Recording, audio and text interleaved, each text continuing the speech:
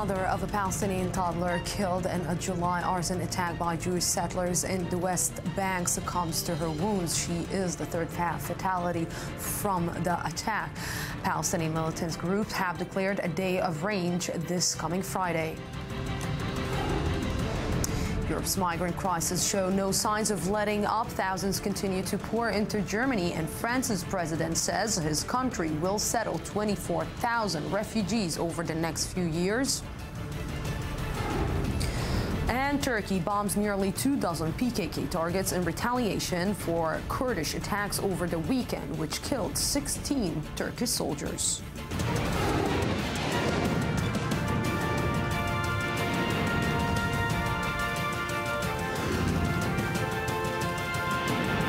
The News Today with Lucy Aharish.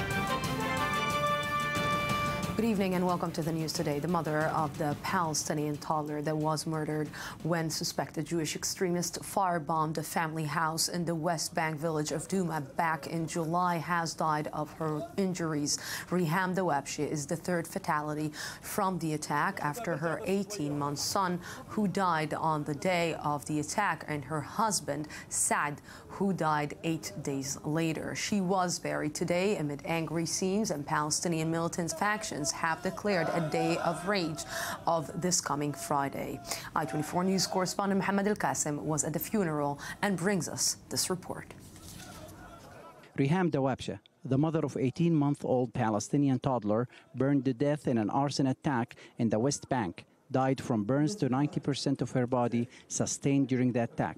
Her death comes nearly 5 weeks since her infant son Ali burned to death, and a month after the death of her husband Saad. Riham died last night with her father Hussein at her side. He said that she was the source of his strength. Before Riham died, I was stronger. I took my strength from Riham.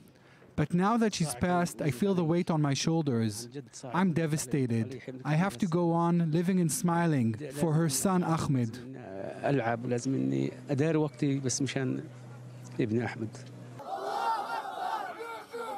With sadness and anger, thousands of mourners, many waving Palestinian flags, turned out to her funeral in an emotional ceremony attended by Riham's students. Different Palestinian factions also attended in a sign of national unity. The Palestinian Authority declared 3 days of mourning. Palestinian police carried Riham's body, and other Palestinian officials came to pay their respects. Minister of Higher Education, Dr. Sabri Saidam, said the Palestinian Authority will keep the pressure on Israel. As a Palestinian, I feel even stronger now about the urgency of our goals. And as the Minister of Education, our message of freedom for the Palestinian people must be heard. And this is our obligation to the woman who died today and to the Palestinian people at large. Riham, who worked as a teacher in the local school, was buried next to her husband Saad and her toddler son Ali in her village. Her students and the school principal were emotional. She was my teacher for 4 years. We're very sad. But more than that, we're angry because no one is standing by our side or punishing the settlers who did this.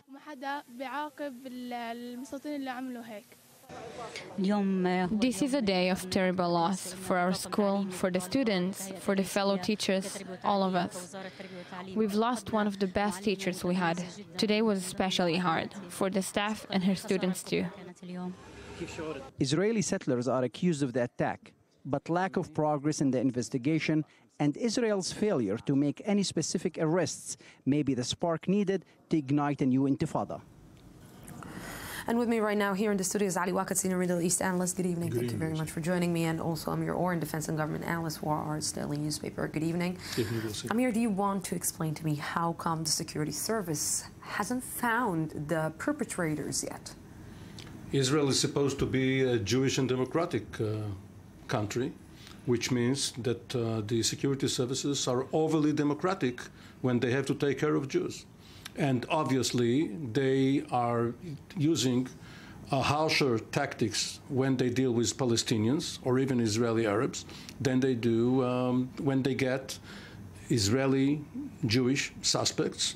And these suspects know that if they keep silent, they will not be beaten, they will not be harshly interrogated, and a few weeks later, they will be released because they can't be kept indefinitely unless there is an order for administrative detention, but you must have some evidence for that. And it's indeed one of the most dismal failures of the vaunted Israeli Shabak, the security service, and the head of the Shabak, Yoram Cohen, is accountable for that. So before I will talk with you, Ali, let's go live right now to Douma with Mohammed Al-Qasim, who is there and spent there today. Mohammed, good evening. So what is the feeling today on the ground, the frustration that you've been talking about in your report concerning the Israeli security service? It's something that the family is not actually finding a place to forgive, and they want that the perpetrators will be found and will be judged. There is, Lucy, there is a general feeling of sadness here in Douma as well as in the West Bank, but also there is a feeling of anger, frustration at the Israeli government, at the Israeli army, for their lack of investigation progress, for lack of doing enough to arrest those who committed this crime. They feel that they can't trust the Israeli government to take on this investigation. But also, Lucy, there is anger at the Palestinian Authority. They're saying that the Palestinian Authority isn't doing enough to pressure Israel to do more within the investigation and also to arrest the perpetrators of this attack. Today, the Palestinian Authority threatened again that they will stop the security coordination between Israel and the PA. And I spoke to some Palestinians about it today, as well as the family of the Wabshi family, who said that we've heard this before. This is something that we've heard it. We're unsure. We don't trust the PA that it will continue or fulfill its threat and actually stop the security coordination between it and the Israeli government. Now the Wabshi family wants the United Nations to interfere in this investigation. Maybe they'll be able to put enough pressure on the Israeli government to speed up the investigation and hopefully leading to the arrest of those who committed this crime. Mohammed, I want to ask you, because you've been covering this story from day one, and I heard the father once, twice, 3 times. How is he actually coping with that? Lucy, I must say that I've met Reham's father more than once, and he's always been strong, steadfast, has a smile on his face all the time. Today, he actually broke down. He broke down and cried. He said that Reham was the source of strength for him and the family, and now that she's gone, he doesn't know what to do. He said that he needs to stay strong for Ahmed, the 4-year-old son, Reham's son, his grandson, who's still at Tel HaShomer Hospital right now. But he's really sad, and like I said, he broke down, and hopefully he'll gather his thoughts, and tomorrow is another day. Yes, tomorrow is another day. Thank you very much, Mohammed Al-Qasim, for this. How do you explain to a small child, a 4-year-old, that his mother, his father, and his brother are gone? We've been hearing from Mohammed Al-Qasim the fact that maybe the Palestinians are reconsidering the security arrangement between Israel and the Palestinians. Is this something that actually the Palestinian can afford to themselves? Mahmoud Abbas can afford to himself to stop the security coordination? Yes, Lucy, they are reconsidering the security coordination, and they are strengthening the coordination. This is the way they are reconsidering, because since the day before yesterday, when the first news about the fact that there is the situation of the mother is becoming more critical, the Palestinian Authority sent to Nablus hundreds of security men in order to secure the region, in order to avoid any clashes between Palestinians and settlers, between Palestinian and the Israeli army and security services. I must say, Lucy, when we saw the Palestinian security men carrying the body of the of the mother and the fact that Palestinian leaders participated in the funerals, it was one in order to express solidarity and participate in the mourning of the family, but also the goal was to absorb the anger of the street and to be there if anything would have happened. So we should not explain or interpret the situation as it was only a sign of solidarity, but it was a message that the Palestinian Authority wanted to absorb the situation. You know, it's amazing because when we were seeing this, I don't think that I saw such a quiet, relatively quiet funeral in the Palestinian territories in the recent years. Since 3 days, everybody is being prepared for the fact that the mother will no longer live, and it was only a question of time that she will die. And the security organization, the Palestinian Security Services, took all the measures in order to prevent any clashes. Now we should wait to see whether other factions than the Fatah next Friday will try to take use of this death. I want to just, you're staying here with me because I want to take you to a different angle with the Palestinian Authority. In the last few weeks, there are many conflicting reports about what is going on inside the Palestinian Authority. The latest headline, a unilateral retreat from the Oslo peace agreements with Israel. Ali Ochenberg has more. We who have fought against you, the Palestinians, we say to you today, in a loud and a clear voice, enough of blood and tears. Enough! Is it the definitive end of the Oslo Accords? The Palestinian National Council, meeting next week for the first time in over a decade, will discuss the motion to abrogate the 1993 and 1995 Oslo Accords with Israel. According to the Palestinian MAN news agency, if the PNC approves the motion, Palestinian President Mahmoud Abbas will announce the decision at the UN General Assembly at the end of the month. The fight for peace is the hardest one to fight. It requires all of our efforts because the land of peace demands a fair and just peace process. Thank you, thank you, thank you. The historic Oslo agreements provided for Israeli recognition of the Palestine Liberation Organization as the legitimate representative of the Palestinian people and the establishment of the Palestinian Authority in parts of the West Bank. They were intended to lead to eventual peace between Israel and the Palestinians after a negotiated resolution of their disputes, which, needless to mention, never happened. According to Ahmed Majdalani, the Secretary General of the Palestinian Popular Struggle Front, in his annual speech to the UN, Abbas is expected to say that the PA no longer sees itself bound to the agreements because Israel has violated them and has not enabled the establishment of a Palestinian state. In the last few months, reports in the Arab media have time and again indicated that Abbas has despaired over the deadlock in peace talks, a frustration which have reportedly been encouraging him to consider resigning. Is a truce between Israel and Hamas can be achieved while ties with the Palestinian Authority worsen? Will the international community strengthen its involvement to prevent that? What will the troubled relations between Israel and the Palestinians look like with no horizon for peace?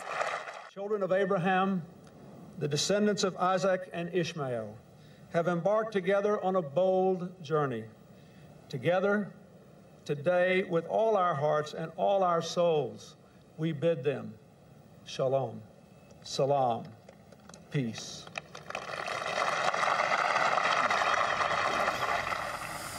Okay, so let's try to connect the two together, okay? Because we just heard Mohammed Al-Qassem when he said that the Palestinians are considering to go to the UN and to ask the UN to intervene in this. But on the other side, if you are pulling back from a peace agreement, can you actually say anything? Can you actually demand anything when you're breaking the arrangement? We saw in this White House lawn ceremony some 22 years ago, a much younger Mahmoud Abbas, a 58-year-old Mahmoud Abbas at the time, Arafat's number 2 or perhaps number 3 with Abu Allah, it doesn't really matter.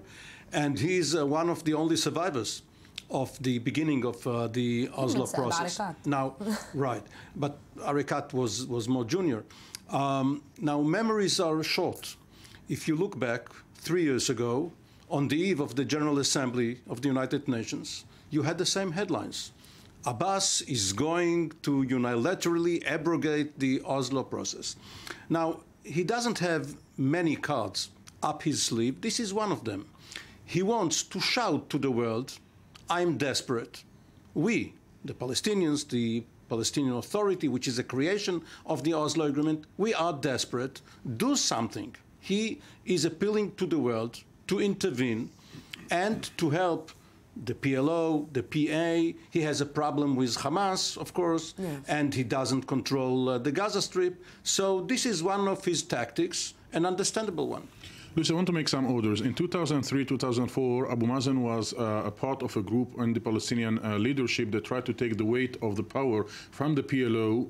At the head of the PLO at the time was Yasser Arafat, to the Palestinian Authority, and actually imposed on Arafat to appoint him as the Palestinian Prime Minister, and then all the weight moved from the PLO to the Palestinian Authority, and Abu Mazen resigned as a Palestinian, as the chief of the executive committee, which means the chief of the PLO. Yet the council next week will approve or not approve his resignation, and he became later the Palestinian president. And we did not hear that Abu Mazen is threatening to quit his job of Palestinian president. This is why we should make some order in order not to dramatize the situation. Now, when you look at the Oslo agreement, he is a president elected in elections that were part of the Oslo agreement. The electoral systems, how to vote, where to vote, the number of the legislative council is part of the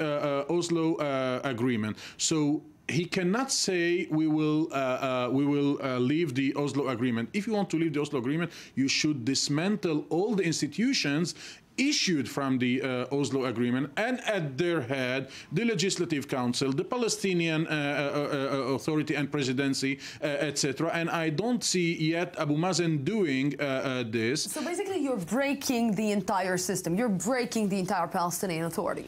This is a very strong card if Abu Mazen can use it. I'm afraid for the Palestinians that it's a virtual card that he cannot use it. Telling to the world, I'm putting the keys on the table, as we hear in Israel say, and quitting, and that the Palestinian Authority does exist no more, it's a very strong step, but I doubt if Abu Mazen will do it because of personal calculations. His assistants have some businesses, because of political, he doesn't want his rivals, Mohammed Dahlan, etc., to come into power. So unless he is serious not to leave the Oslo Agreement, but to dismantle the Palestinian Authority. I would just, one sentence, Amir? Yeah, well, rationally, of course, he couldn't really mean it. But we know with Anwar Sadat and others that people tried to ignore such warnings. And finally, it came true. But what he's saying to the world is that I, Mahmoud Abbas, am standing between chaos and you. And if you want to avoid chaos, you have enough chaos in Syria, in Iraq, and other places, please help me. So it's like the child in school that doesn't want to get into a fight. Just get me. Just catch me, all because children, I don't want to. Yeah, especially in the Middle East. Thank you very, very much, gentlemen, for that. France and the UK announced today they would both settle more than 20,000 refugees within their territory over the coming years. This as both countries also announced new military measures taken against the Islamic State jihadist group in Syria in an effort to deal with the source of the problem. Shai Ben Ari has more. A gradual change in approach by European leaders to the migrant crisis currently rocking the continent is now becoming apparent. The wealthier nations are slowly opening their gates, and on Monday, it was the turn of France and the UK. The European Commission is proposing, or will propose, distributing 120,000 refugees over the next few years, which will mean 24,000 people for France. We will do it because it's the principle to which France is committed. We are proposing that Britain should resettle up to 20,000 Syrian refugees over the rest of this Parliament. In doing so, we'll continue to show the world that this country is a country of extraordinary compassion. Beyond taking on these commitments, EU leaders are now more eager than ever to solve the Syrian crisis, which has been the major driving force behind this current migration wave. Or at least they are eager to appear so.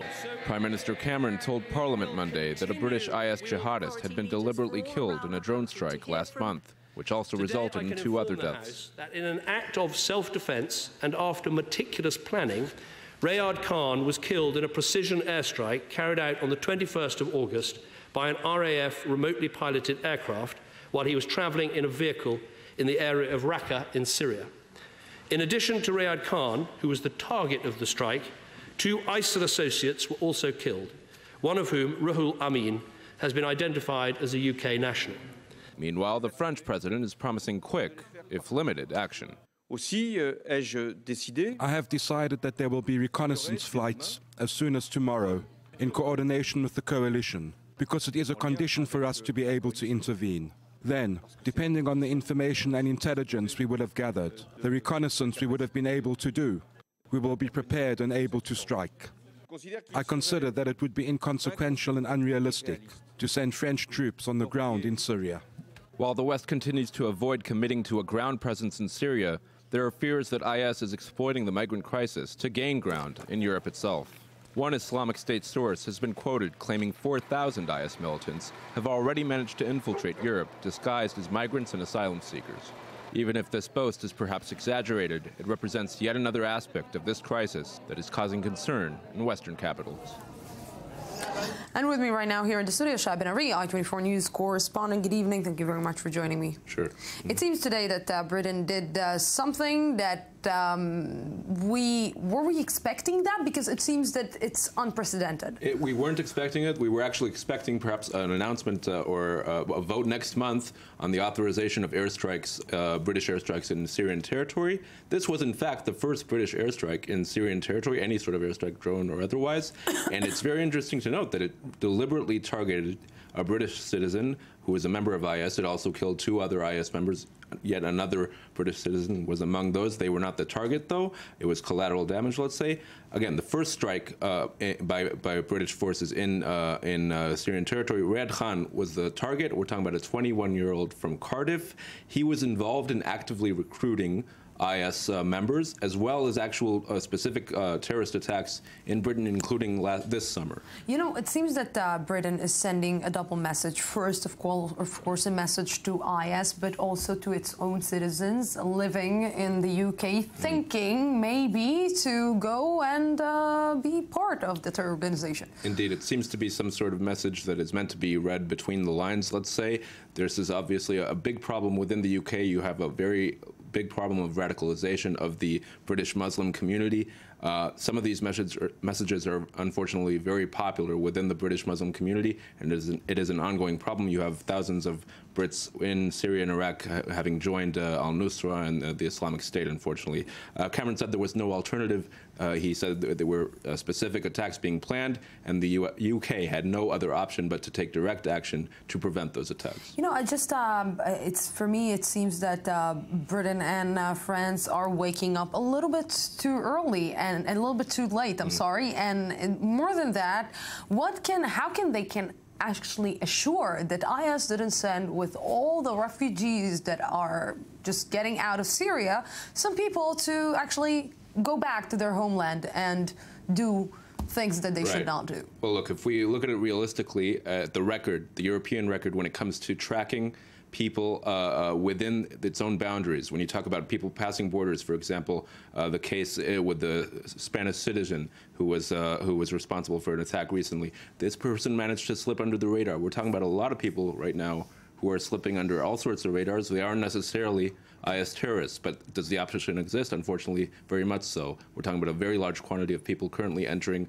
without a lot of supervision, and the risk is definitely there. Just stay with me for a little bit longer. German Chancellor Angela Merkel has called for a strengthened European response to the current refugee crisis. She also said the influx of migrants will change the country in the long run. The German leader said her country would accelerate asylum procedures for the newcomers and would also build extra housing.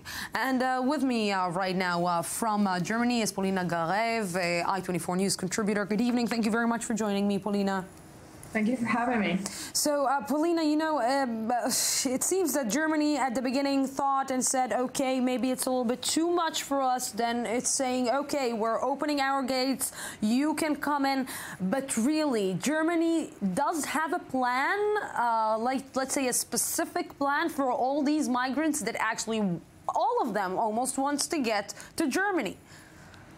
Well, Germany woke up a bit late, but it is waking up now, and it is beginning the process of approving a plan. It's already in the works. And as you mentioned, the first step will be expediting the deportation process. And in general, the review of each application, which currently takes about 5 months, which is obviously too long to live in such uncertainty. The plan to expedite this process and to give a clear answer to those who will not be allowed to stay, which is quite a lot of people. Syrian refugees are quite assuring for asylum, but Afghans, Iranians, people from the Balkan countries, which for the first half of 2015 were about half of all immigrants coming to Germany, their deportation will be much quicker now.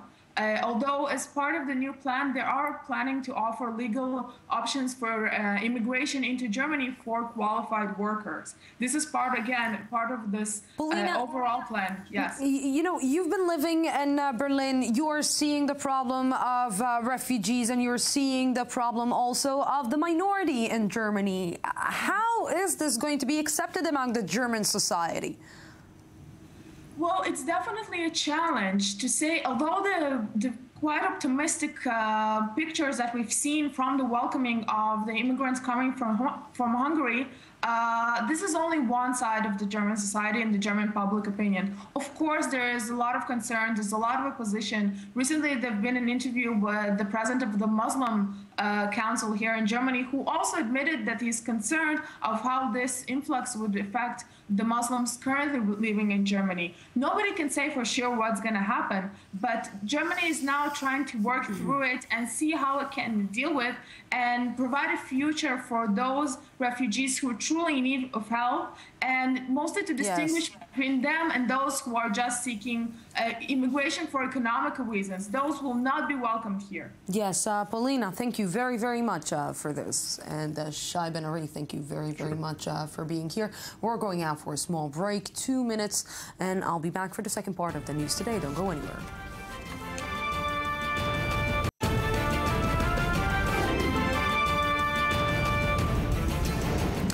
The mother of a Palestinian toddler killed in a July arson attack by Jewish settlers in the West Bank succumbs to her wounds. She is the third fatality from the attack. Palestinian militant groups have declared a day of raid this coming Friday. Europe's migrant crisis show no signs of letting up. Thousands continue to pour into Germany, and France's president says his country will settle 24,000 refugees over the next few years. Turkey bombs nearly 24 PKK targets in retaliation for Kurdish attacks over the weekend, which killed 16 Turkish soldiers.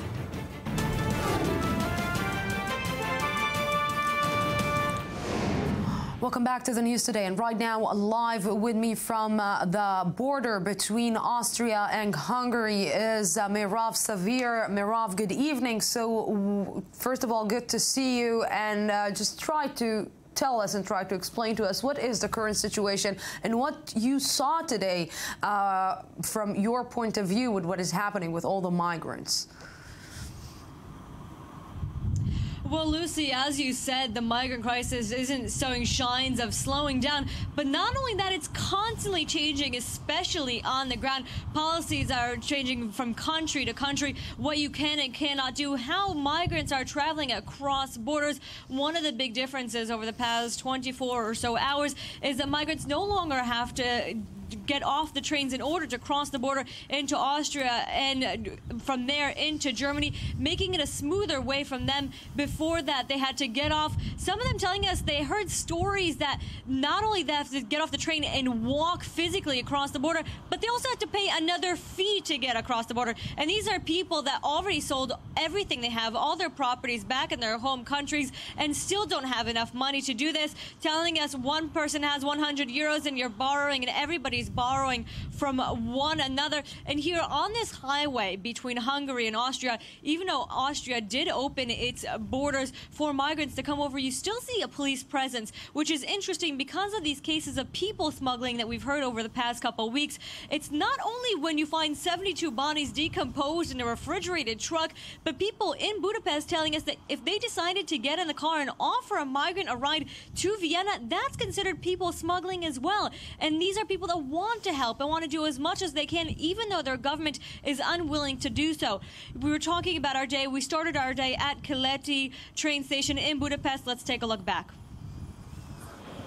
Monday at Budapest Keleti train station seems like business as usual, but it remains home to hundreds of migrants trying to make their way to Austria and Germany. Dozens standing in line at a time, but not everyone is let onto the next train. When Germany and Austria announced over the weekend that they will be accepting migrants, Hungary supplied them with buses in order to get to the border, but they've since stopped doing so. So what the migrants are doing is buying train tickets for these civilian trains. And officials told us they do save several compartments on every train that heads in that direction for the migrants to board. Many of them look like this, overcrowded, loud, with babies sleeping on their mothers' laps or even on the floors. Many now making their way to the neighboring countries just want to get out of Hungary, whose government is eager to see them leave. Some were afraid they will have to stay because of regulations. Policies keep changing as the countries adapt to try to deal with the influx of migrants arriving. Just the other day, migrants had to depart the train in order to cross the border. Now there's no need to get off. Now it's different because the border is open so far that the refugees can go by train directly from Budapest to Austria. And there are many direct trains, so it isn't necessary anymore to go to Hegyeshalom to change train here or to sleep here.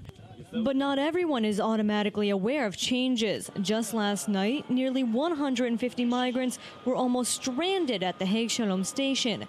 And with more migrants expected to arrive, there's no way of knowing how quickly things can change again and how long before this open-door policy slams shut.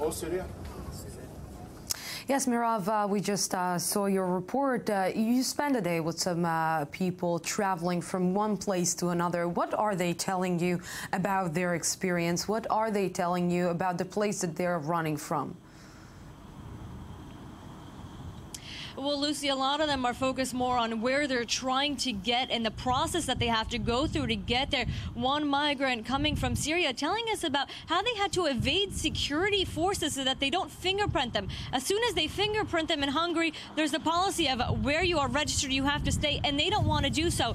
He told us he was with about 120 migrants, and only 5 of them were able to get away from security and get to Budapest, get on a train, and cross into Austria. And one of the things I want to talk about that Budapest train station is not only this morning, but yesterday we saw such an influx of people wanting to help because the Hungarian government won't do so. But the people in Budapest, some telling us they're ashamed of what their government is doing because they want to come out and do as much as they can, bringing clothes, bringing food, medical aid stations being opened up. Obviously, thousands of people were camped out there in a makeshift tent city over the weekend. Now it's down to several hundred, but they're telling us they're not sure how much longer this will continue. They're constantly ready for that next.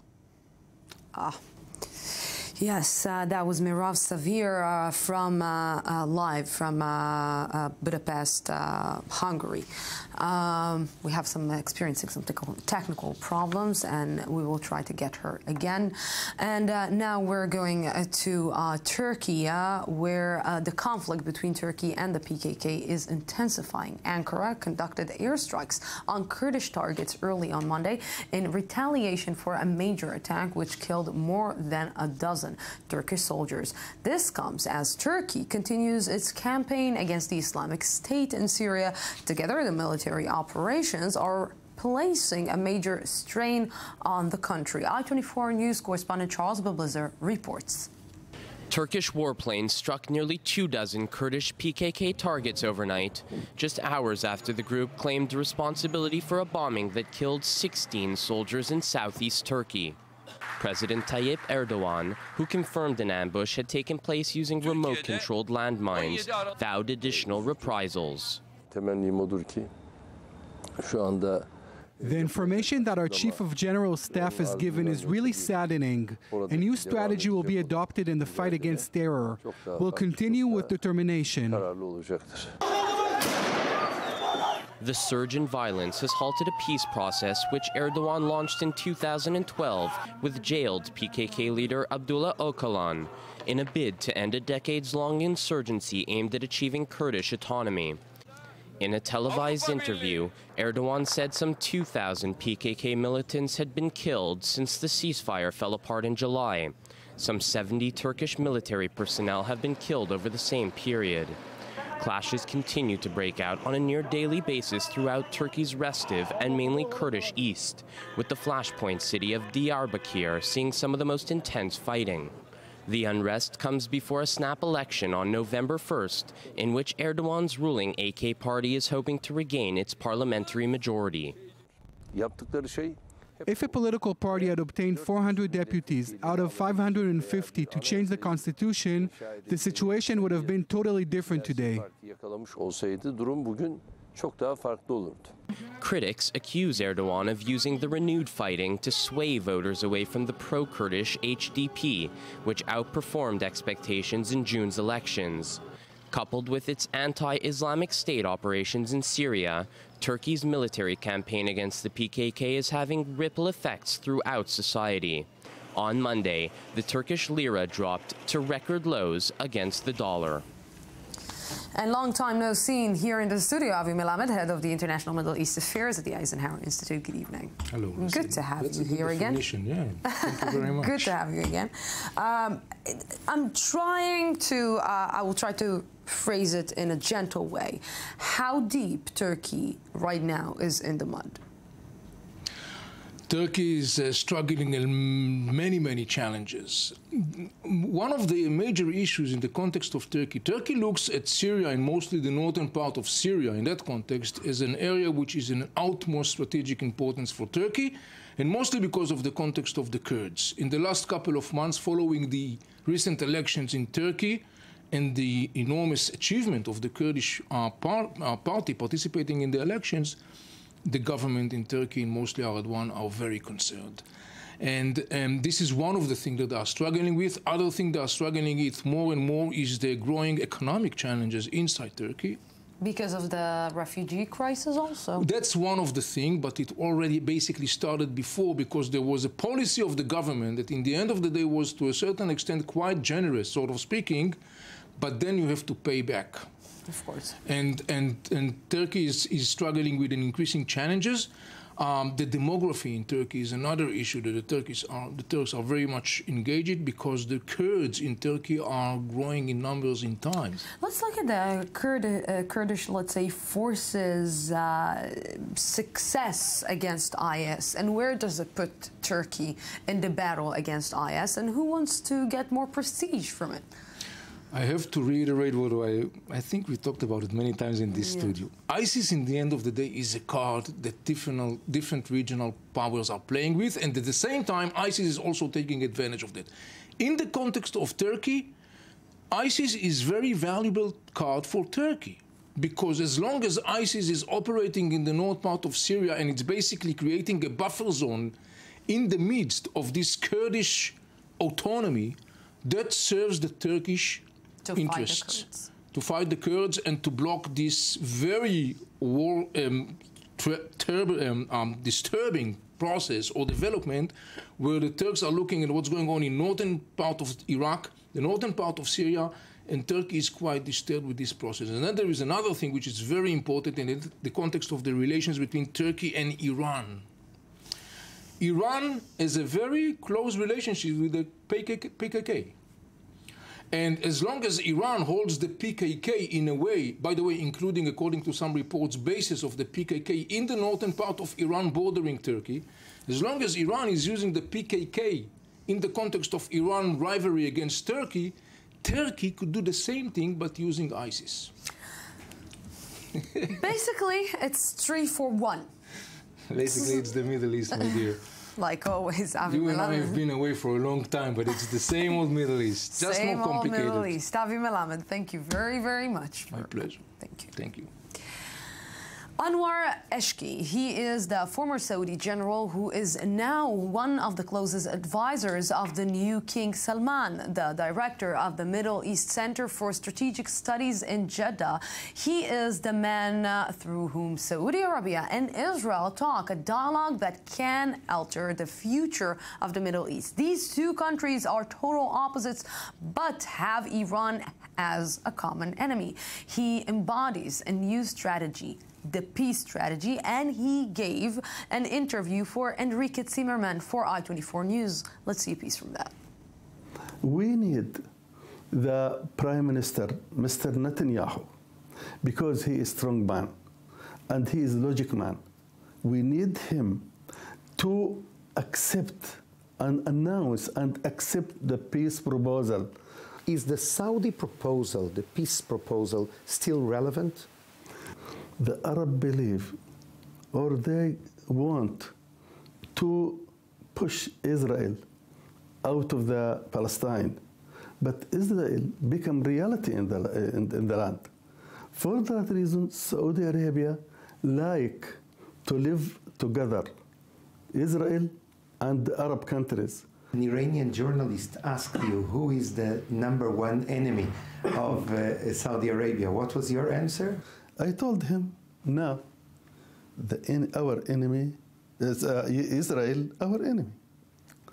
But Iran, our friend. But the wise enemy, better than ignorant friend. If you want to see the full interview, and you should see it, the full report tonight at 6:40 GMT, stay with us for the full interview on Insight. And now to the race to the White House. Hillary Clinton continues campaigning for the Democratic Party nomination, but she's facing stiff competition from Bernie Sanders, and her popularity is falling. And if that isn't enough, another Democrat has entered the race. We have the story from Bazi Kanani of ABC News. Off we go, joyfully.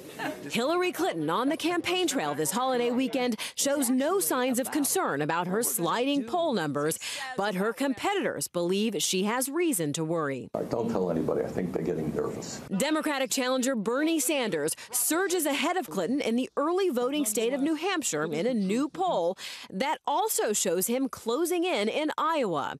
And for the first time, shows Clinton behind Donald Trump in a hypothetical matchup in Iowa. Clinton continues to avoid attacks on fellow Democrats, instead taking aim at the Republican field. Their flamboyant frontrunner has grabbed a lot of attention lately.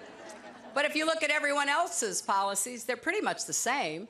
They're Trump without the pizzazz or the hair. While Trump maintains his lead against Republicans and the Sanders campaign picks up steam, another candidate is hopping into the race.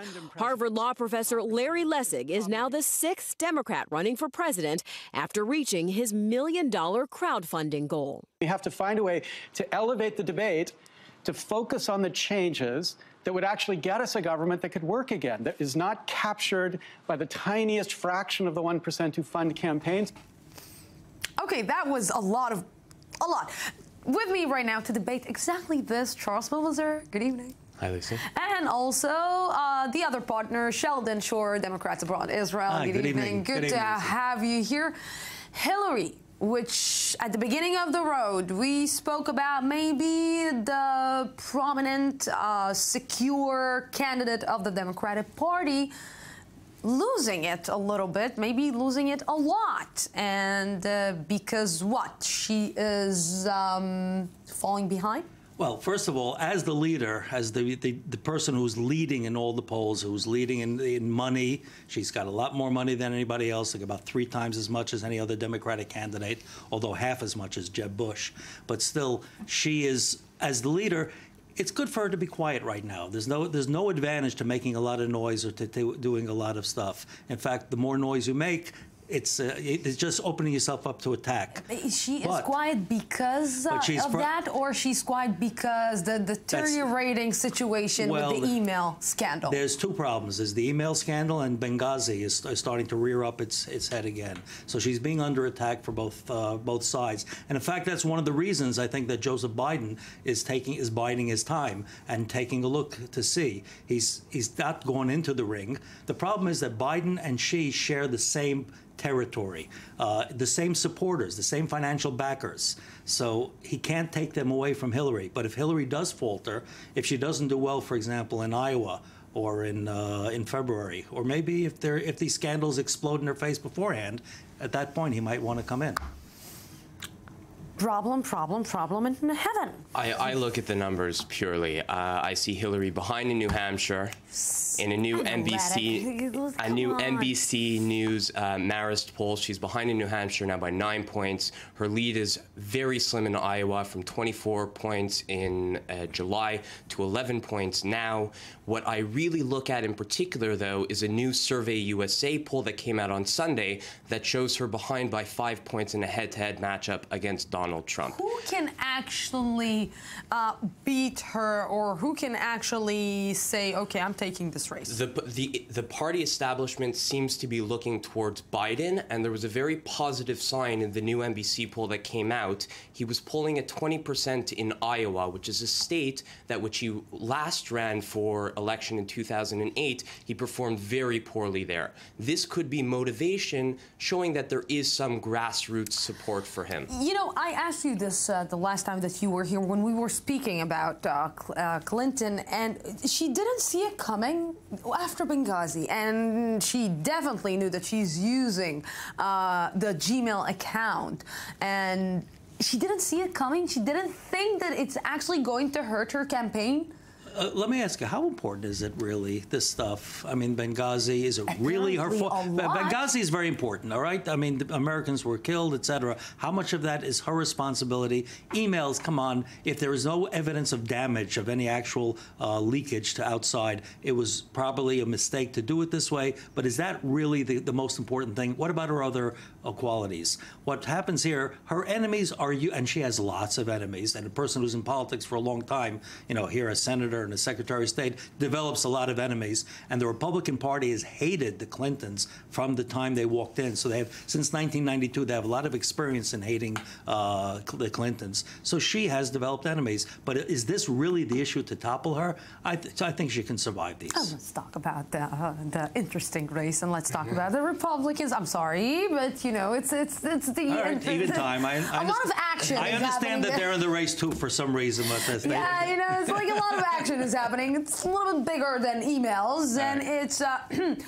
I'm not going to even mention his name. He's holding steady. Again, a new Monmouth poll out just recently shows him at 30 points. And who's higher?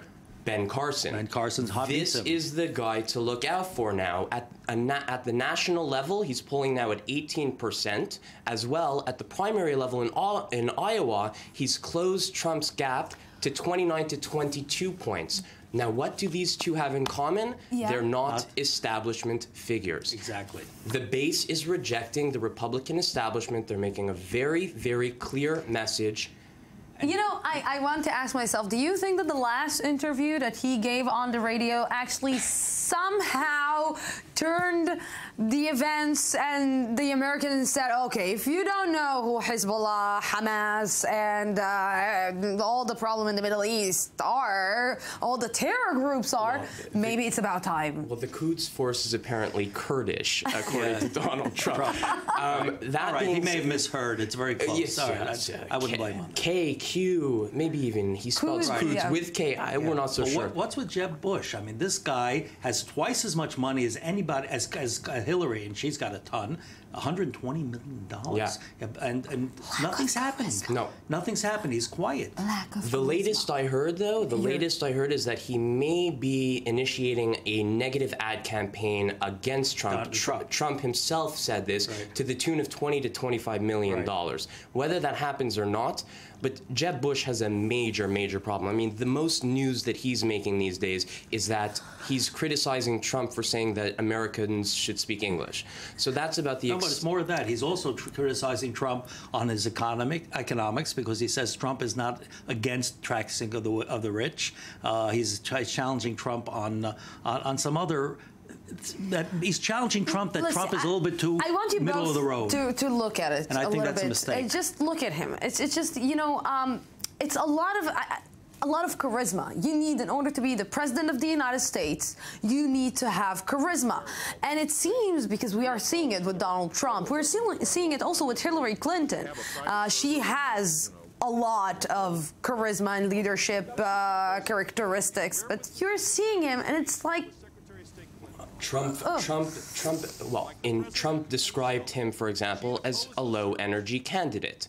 And Bush seems to have a major problem with traction. I look at Florida, where he was the former governor, and he's way behind there. He's behind, and it's a swing state as well. He's behind Trump by double digits. That being said, he does have a massive war chest, and when he decides to bring it out, he can have a lot of positive momentum. As well, he's a more moderate candidate, and at some point, when things get a little bit more advanced, those moderate candidates could start performing a little bit better. One sentence. I'm sorry. One sentence. No, you. No, I was just wondering if his last name weren't Bush, would he be taken considerate? Would anyone even pay any attention to him at all? I don't think so. It's a good point. Gentlemen. Yes. Thank you. Thanks, Lucy. It's all over, Charles. Until next week. Yes. Of course, it's always interesting with the American and Republicans, and yes. Okay, millions of Guatemalans cast ballots today in a general election for a new president and members of Congress. The Central American country has been struggling with corruption, but will find a cure in laughter. Comedian Jimmy Morales now seems to be the most likely winner in an election campaign that's no laughing matter. I'm Siksik has more. A likely win in Guatemalan elections for comedian Jimmy Morales, as more than 2/3 of votes already counted indicate his lead. Businessman Manuel Baldizon was his only competition on Sunday, with a 4% gap between the two presidential candidates. In an election campaign marred by an ongoing corruption scandal, 46-year-old Morales, who campaigned against the practice, might be having the last laugh. I feel happy and committed. We were hoping this would happen. The probability was low, but we never lost faith. We fought with strength, and here we are. The counting of votes is not yet done, but we are confident the trend will continue going our way. The preliminary results come amid intense political uncertainty in the country. President Otto Perez was toppled on corruption charges last week and spent Election Day in jail. His court hearing on Friday attracted widespread condemnation from Guatemalans. Exhausted by numerous corruption scandals, voters are too cautious to be optimistic. I believe in a change of government, but if we don't get the changes that we need, as college students, we'll go again and demand and protest as we did against the current government. Some 7.5 million people are eligible to vote in the polls, but legislators worry the slew of scandals will hamper voter turnout. Morales must secure 50% of votes to win. Otherwise, a second round will be held. Though Morales' political agenda is still unclear, he has vowed to fight poverty and improve education, two of Guatemala's most vital concerns, in an attempt to attract voters to the polling stations. And with me is Dr. Alex Cohen, value creation expert at the Academic College of Tel Aviv, because today he's smelling gas. Yes, yes. And I love the smell of Egyptian gas much more than Israeli gas, I must confess. It seems that they're making more money. But they're using the gas better than Israel. Absolutely, absolutely. So, what about the Israeli gas? Well, Netanyahu's specialty is actually, first of all, another one? Another specialty that maybe you weren't aware of is to to step on all regulatory processes. There were two committees. There was the head of the antitrust division, and he basically ignored them all. He met, last week he met with the heads of the gas company without telling anybody what happened in that meeting. And he managed to actually shove the gas law against fierce opposition. So he did not take care of making sure that production is expedited, to make sure that we actually get the gas now. So when are we supposed to get it? Whenever the gas companies want, which means that if there's the Egyptian gas, they might say, okay, it's not worth our while to actually generate it in the near future. They were committed to make a second pipeline so that you'd get more gas. They will not make it. They are a monopoly, and their price is higher. You know, Yigal Landau was here, the head of Leviathan gas company. He was here. How much money are they losing?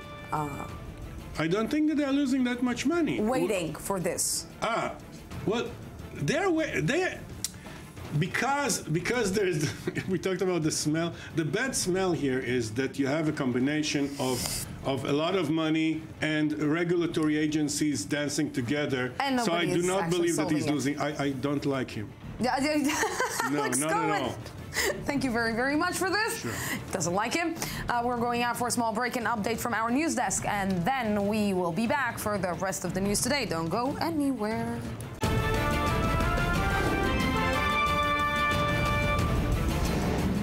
Welcome back to the news today. The season finale of the X Factor Israel ended with a new Israeli pop star, but also with a big gender controversy. A supermodel and anchor of the show, Bar Rafaeli, appeared on the show with two dresses that for some were a little bit too much.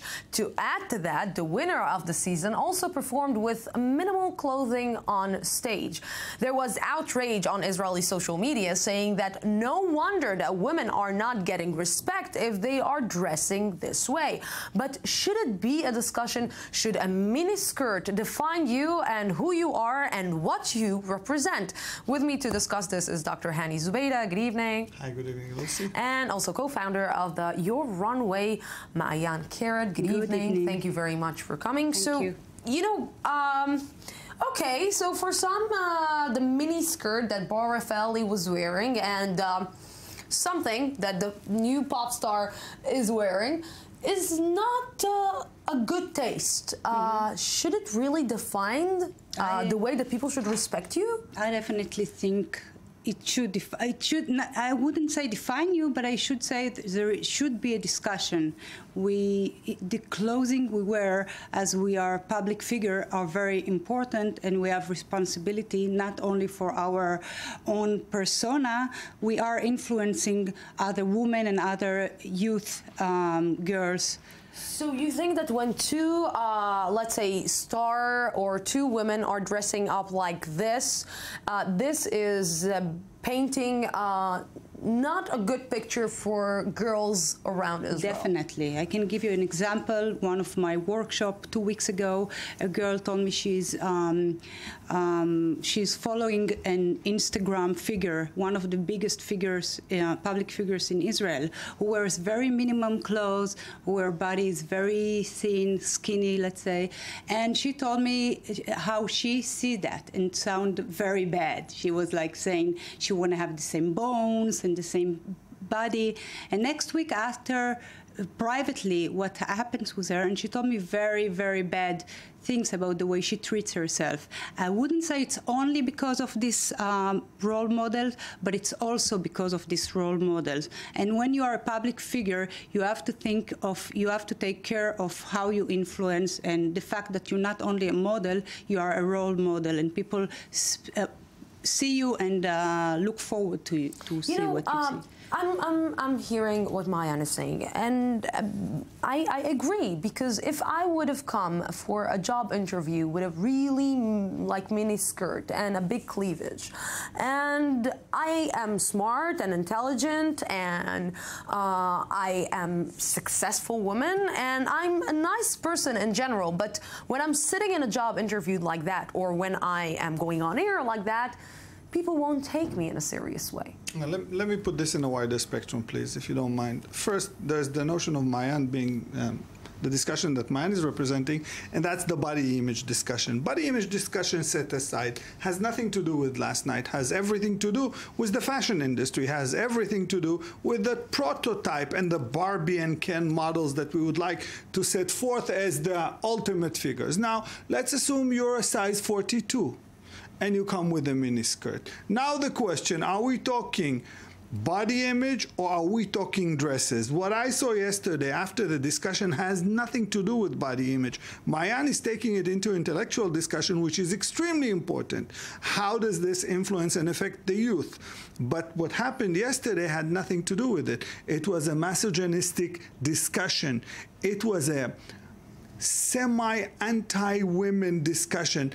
It was kind of like trying to make your best shot at this persona, Bar Rafaeli, at the expense of her clothes. But most of the people who reacted to this, who reacted to her dress, were women, saying some kind of if you're dressing like that, don't be surprised that people are not respecting you. That is a way that saying is it's too far. They went too far.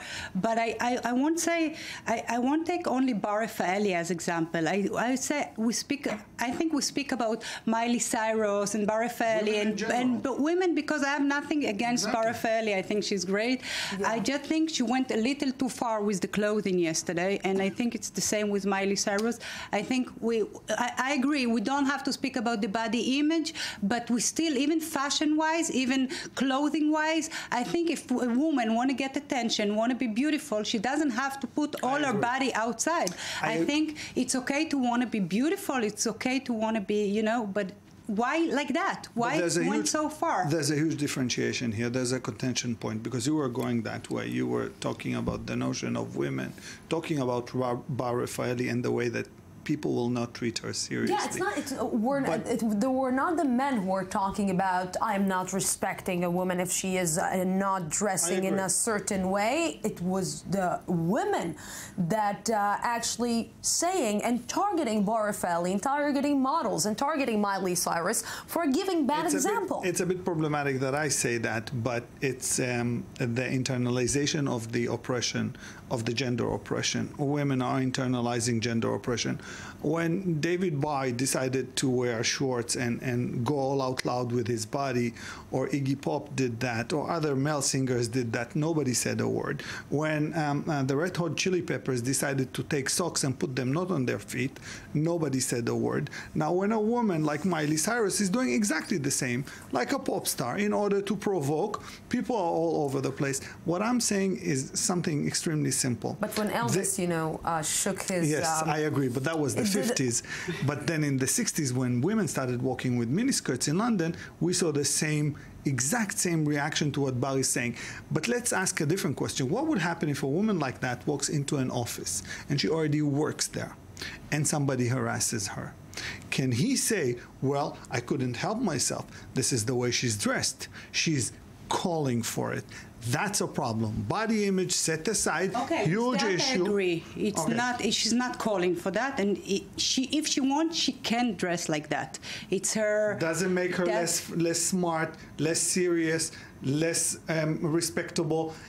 It only makes her clothing, I don't know, likings and dislikings, a bit odd to me as well, but that's the way she decided to appear. You know, there is a problem with the way, let's say, we are taking and, let's say, idolizing the images, like we are not seeing, for example, the editor, the editor just told me Golda as a role model. We're not seeing Tzipi Livni as a role model. We're not seeing Hillary Clinton as a role model. But a lot of young people, a lot of young girls will see Miley Cyrus, Bar Rafaeli, Giselle, young actresses that are putting it out there, and this is what? This is something that Exposure, is wrong with women. No. That they think that they need to actually get higher, and in order for us to get higher, we need to take out some things. It's a male-driven industry. It's a male-driven industry. These are men who stand at the top of the hierarchy and decide how they need to look on TV in order to seduce the public to do whatever they want them to do. pop, music, acting, modeling, and so on are men-driven industry. This is why Mayan is so different in that context when she comes and she tries to do something else with the child. Mayan, you experienced that. You were in this industry that you were judged only by men. True. How does it feel? I don't know. I didn't feel I'm judged only by men. I know that from knowing and reading, but you know there are a lot of women in the industry as well. So I think as a young model, I started 16. I didn't have the knowledge or the how can I say the tools to be the role model I was supposed to. I think a lot of those girls, they are great and they have great personalities and great charisma, but they don't really have the talent or the skills, let's say the skills, to be a role models, to be, they're like the leaders today. And I don't know if they can and they're able to be really good leaders. But it's good that they have you, Mayan, Carrot, to show them the way. Thank you very much for this conversation. Thank you, Dr. Hani Zubaydah, for this.